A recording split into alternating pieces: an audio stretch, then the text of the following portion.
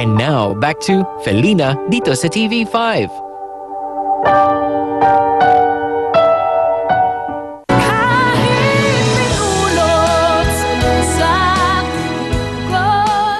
Konting tiis na lang, Ate Felina. Boy, ha? Dapat nga ako nag-aalaga sa'yo. Ay, Alam mo, sa tanan ng buhay ko, ngayon lang ako nakahawak ng ganito karaming pera. Para sarap pang sampal eh. Nasubok yan, sabi mo. Hindi ba lang Salamat ka kay Felina. Salamat ka kay Felina dahil sa kanya, kaya tayo may ganyang kalaking pera. Mga ng pera? Ne?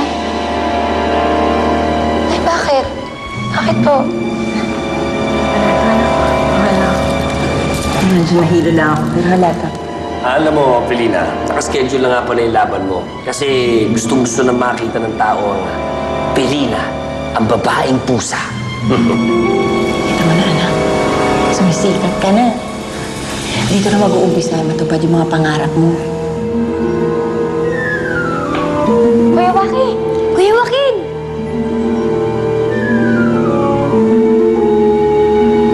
Kaya mo na.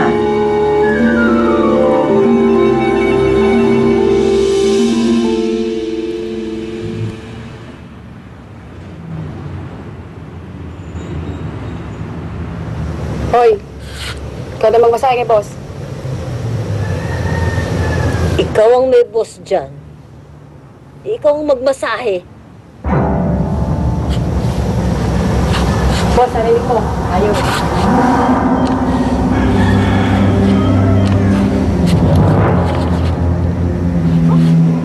Ano? Kala nyo kaya nyo akong takutin? Pag sinabi kong ayaw ko, ayaw ko! At kapag sinabi ko naman gagawin mo ha? Para hindi ka masaktan! Ha?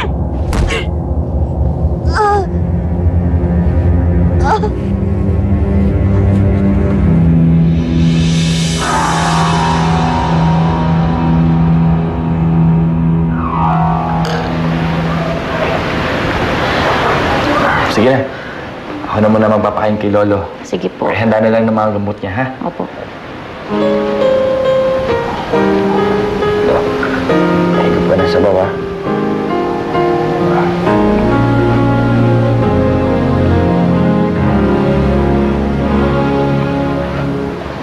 Oh, bakit, Lo?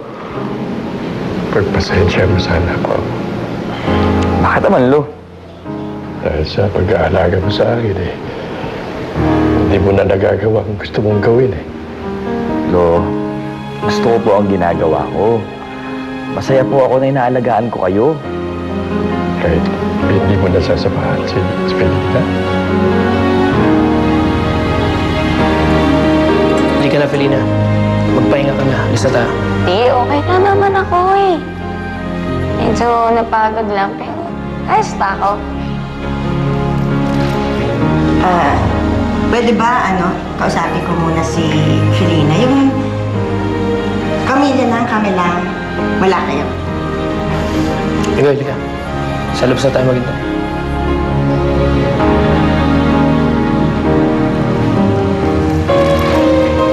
Bakit ba, anak? Ba't parang malungkot ka? Dapat nga, nagpapakasaya tayo, di ba? Nanalo ka. Talo si Samsona, hindi ba? Ayos na naman po ako, Nay. Medyo masakit lang po yung katawan ko. Bigla lang yan kasi, siyempre, hindi ka sanay, yung gano'n. Pero masasanay rin yung katawan mo. Kapag-alala, pinapangako sa'yo pag uwi natin, magluluto ko ng masarap tapos mamasahihin kita. Ha?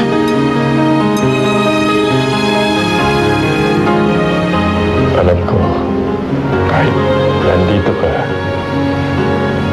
iniisip mo pa rin si Felina. Hindi kita masisisi. Ganyan di kasi ako noon eh. Laging iniisip ko ang lola mo. Ito lang masasabi ko sa'yo. Mapalad ka at nahanap mo ang babaeng mahal mo. Ingatan mo si Felina. Tanggapin mo siya kahit Ano man siya o sino man siya.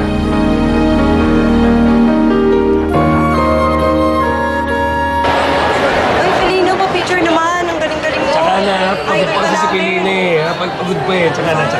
Pinakilala sa inyong lahat ang pinakakinatatakutan at pinakamabangis, pinakamagaling na fighter dito sa arena. Walang iba po kundi si Rita Pirata!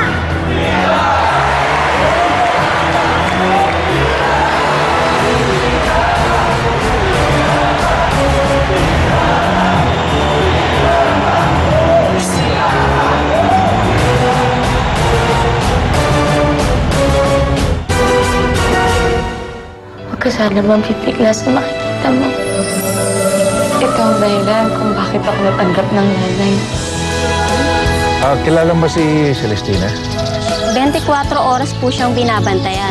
Kung hindi nurse at si Sir Hugo, isa lang po ang pwedeng magbantay sa kanya. Sino? Si Greta po. Gagawin ko ang lahat para maging masaya ang nanay. Ginagamit ka niya. Pera lang ang habol niya. Nay, gusto ko sana ako sabihin sa inyo, Nay. Ayoko na po kasi lumaban eh.